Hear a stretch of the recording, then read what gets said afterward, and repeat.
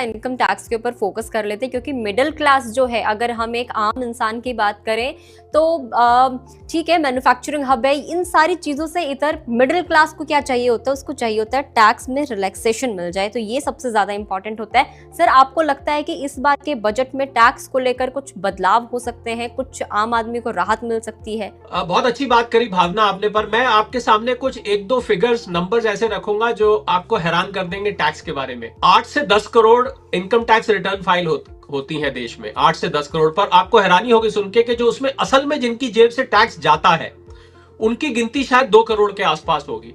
तो हम और मिडिल क्लास की गिनती भावना है इस समय, जो मिडिल क्लास है हमारे यहाँ, वो मेरे अनुमान के हिसाब से, मैं अर्थशास्त्री होने के नाते इस बात का आकलन करके बता सकता हूं कि 60 से 70 करोड़ की हमारी मिडिल क्लास हो चुकी है। तो अब जो आंकड़े मैं आपको हैरान करने वाले बता रहा था वो आप देखिए, 60 से 70 करोड़ की हमारी मिडिल क्लास है, उसमें से 8 से 10 करोड़ रिटर्न फाइल करते हैं, और उसमें से भी 2 करोड़ लोग असल में टैक्स देते हैं। ये स्वयं प्रधानमंत्री जी इस बात को 2 साल पहले एक भाषण में कह चुके हैं। उस टाइम तो 1.5 करोड़ था, मैंने उसमें 50 लाख और जोड़ दिए कि तब से अब तक 50 लाख लोग और जुड़े होंगे। तो आप टैक्स पेयर्स के अगर जेब में पैसा और डालेंगे, अगर टैक्स का रेट कम करेंगे, तो उससे फायदा होगा कि वो लोग उस बचत को कंजम्पशन में यूज करेंगे, या बचत कर दो ही तरीके से इस्तेमाल कर सकते हैं, या तो बचा के बैंक में रख लेंगे, या इन्वेस्ट करेंगे, या फिर खर्च करेंगे। तो मुझे लगता है जब वो खर्च करेंगे तो इससे बढ़ेगी। पर ये ध्यान देने वाली बात भावना इसमें यह है कि उनकी गिनती बहुत कम है।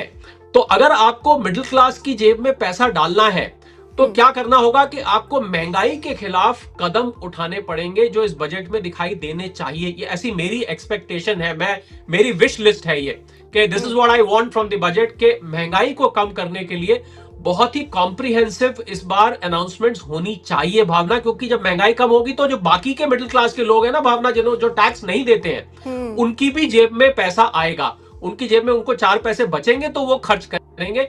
ये मैं आपको टैक्स के मामले में देना चाह रहा। बाकी आपने अगर टैक्स का स्पेसिफिक पूछा तो टैक्स के स्लैब्स मुझे कुछ चेंज होने की उम्मीद है।